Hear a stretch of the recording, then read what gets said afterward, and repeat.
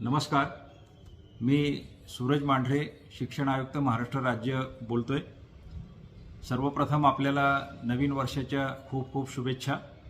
आणि मला खात्री आहे की हे नवीन वर्ष शिक्षक भरतीच्या आणि इतर अन्य चांगल्या उपाययोजनांच्या रूपाने सर्वांनाच चांगलं जाईल.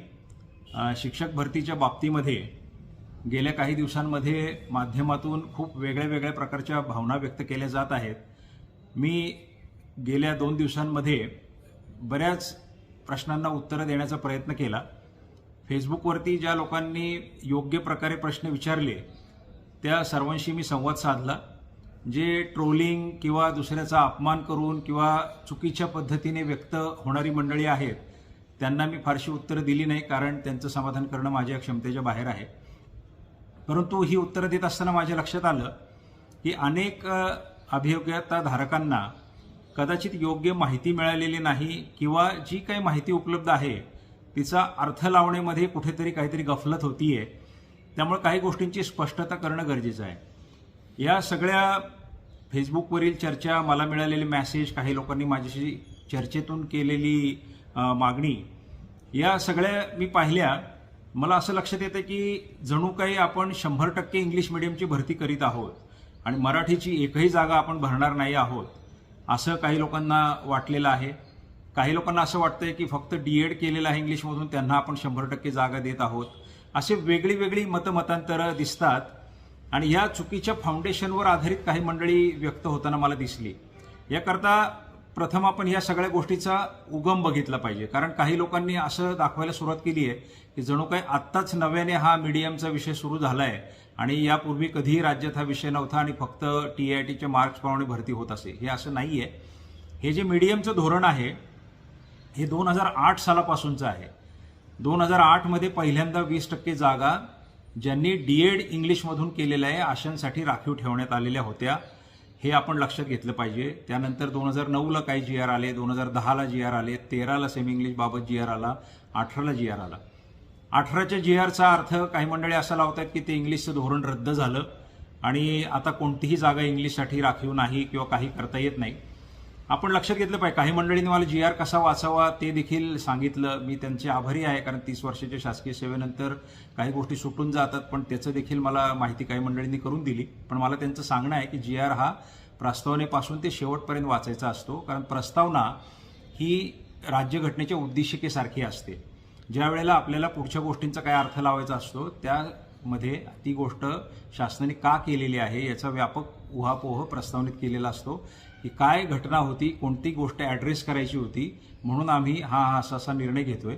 तर आपण जर 2018चा शासन निर्णय वाचला तर त्यामध्ये सुद्धा स्पष्ट लिहिलं आहे की इंग्रजी माध्यमाचे जे काही विद्यार्थी अभियोग्यताधारक घ्यायचे आहेत ते किती प्रमाणात घ्यावे याची मुभा त्या स्थानिक स्वराज्य संस्थेला असल्यामुळे आता ही जी पर्सेंटेज जे टिपिकल ठरवलं गेलं होतं 20% ते काढून टाकलंय. धोरण रद्द केलेलं नाही शासनाने. 13चा शासन निर्णय ज्याच्यामध्ये सिमिलर टाईपची तरतूद सेमी इंग्लिशसाठी तो आजही अस्तित्वात आहे. हे आपण लक्षात घेतलं पाहिजे. आता प्रश्न असा निर्माण झाला की इंग्लिश मिडियमचे काही अभियोग्यताधारक तर व्यवस्थेमध्ये घ्यायचेच आहेत, ते तर 18च्या शासन निर्णयात पण म्हणलेलं आहे आणि मुभा दिलेली आहे.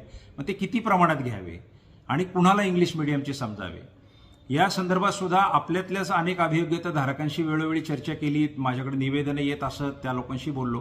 ते एक सर्वात साधारणपणे असं दिसून येतं की DED इंग्लिश मिडियममधनं केलं हे पुरेसं नाहीये. तर त्या व्यक्तीचं इंग्रजीचं ज्ञान नीट तपासलं जाणं सुद्धा गरजेचं आहे.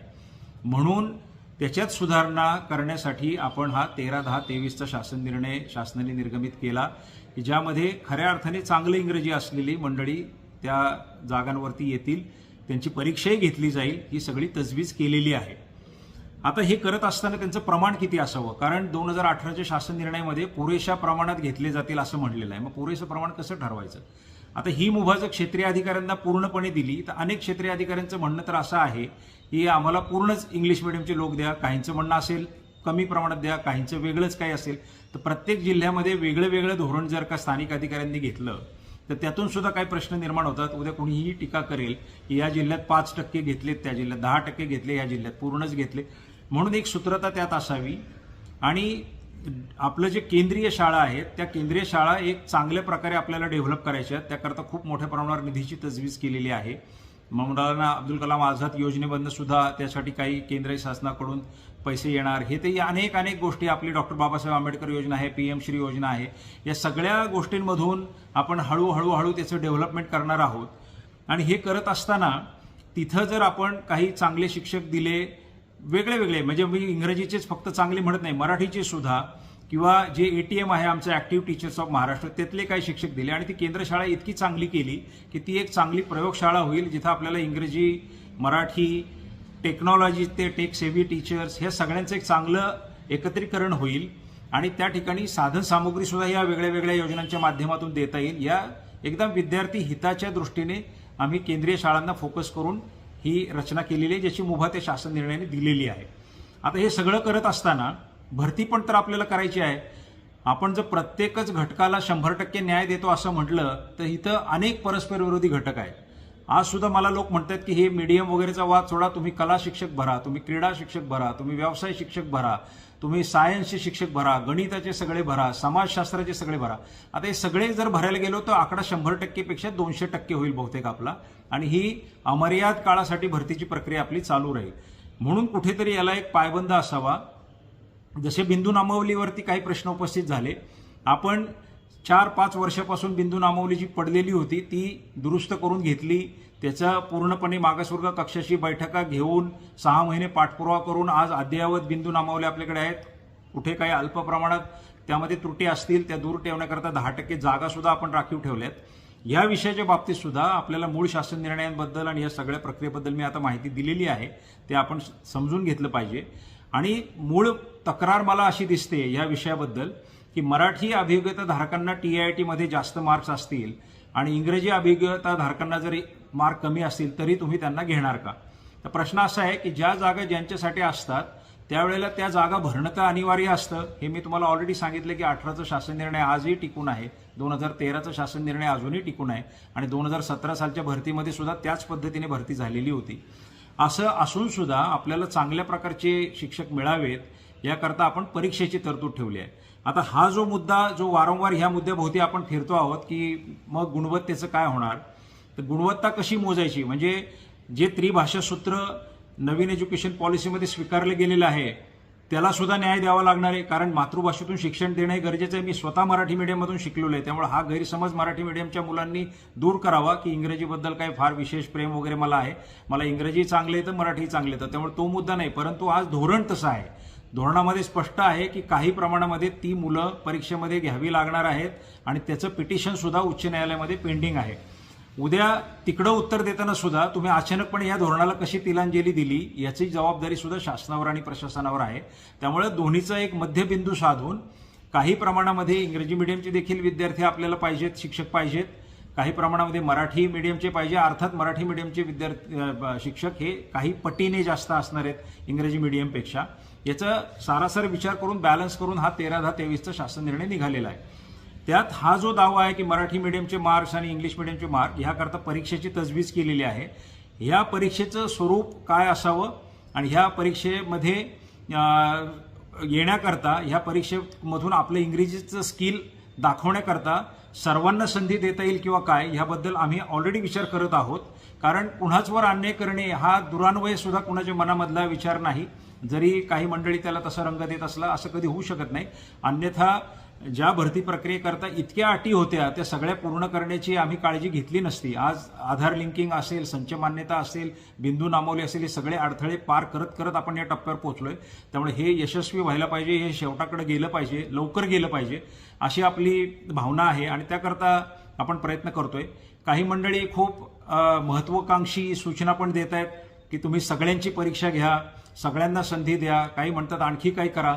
आता हे सगळं करण्याकरता जो वेळ लागेल तो कदाचित इतका वेळ लागेल की हे आचारसंहिता पण लागू शकते, त्यानंतर पुन्हा वेगळी संच मान्यता करावं लागेल. नवीन अकॅडमिक वर्ष सुरू झाल्यावर विद्यार्थ्यांच्या संख्येत बदल झालेला असेल, शिक्षक सेवानिवृत्त झालेले असतील, तर ह्या सगळ्या चरकात आपण अडकायचं का आपण भलेही समाधान सगळ्यांचं नको हो, पण अन्याय कोणावर होत नाही अशी काही व्यवस्था स्वीकारायची, हा प्रश्न आहे.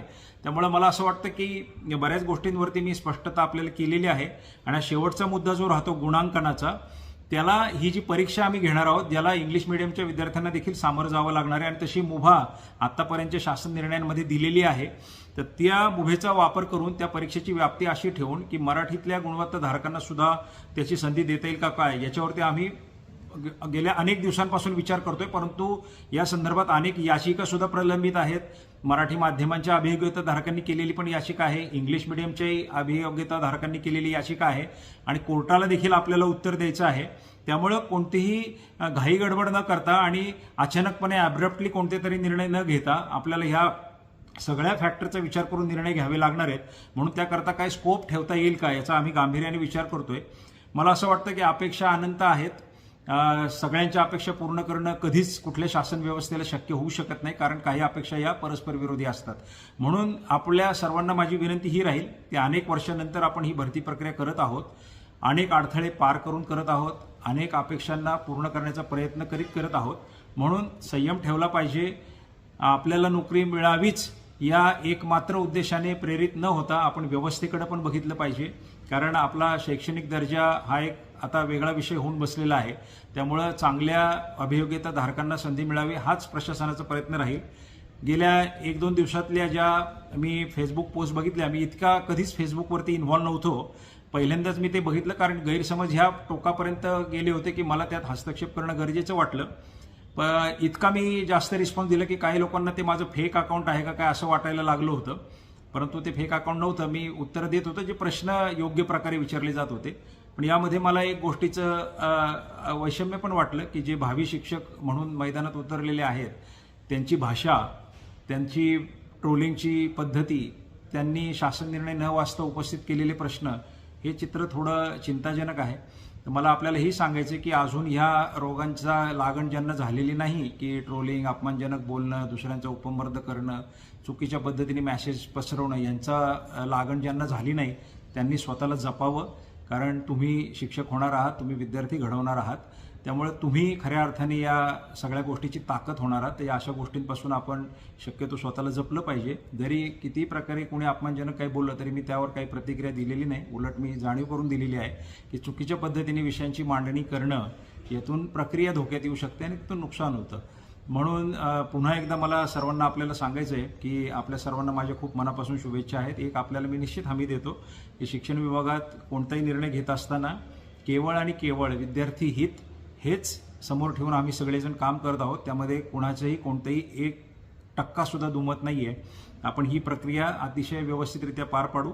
जे काही कोर्ट केसेस आहेत त्याला सुद्धा योग्य प्रकारे सामोरं जाऊ. तिथे देखील आपण कोर्टाचं समाधान करू आणि सर्वांना समसमान न्याय दिल्याची भावना ही प्रत्येकाला वाटेल अशा पद्धतीने भरती करू. समाधान किती लोकांचं होईल याची मी शाश्वती देऊ शकत नाही. मी पुन्हा सगळ्यांना तुम्हाला मनापासून शुभेच्छा देतो आणि शासन सेवेमध्ये, शिक्षण क्षेत्रामध्ये आपलं स्वागत करण्यासाठी मी स्वतःसुद्धा खूप इच्छुक आहे आणि आतुर आहे. धन्यवाद.